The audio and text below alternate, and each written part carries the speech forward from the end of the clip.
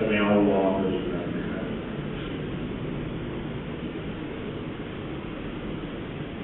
الله أكبر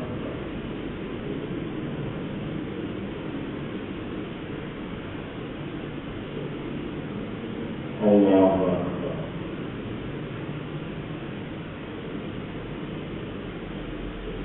الله أكبر.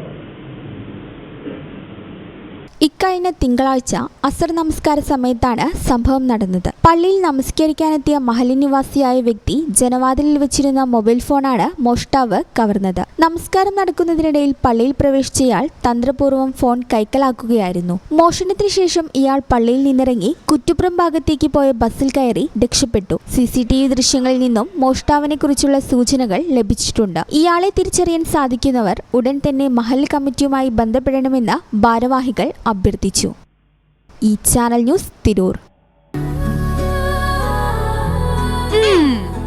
എന്താണ് ബ്രൈഡ്, ഇനി എപ്പോ റെഡി ആവാനാ?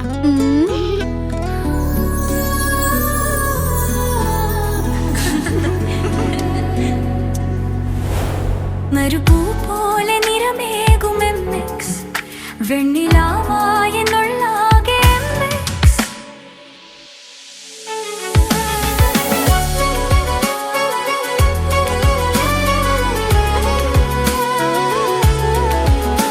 മനസ്സിലുണ്ടോ? MX-ലുണ്ട്.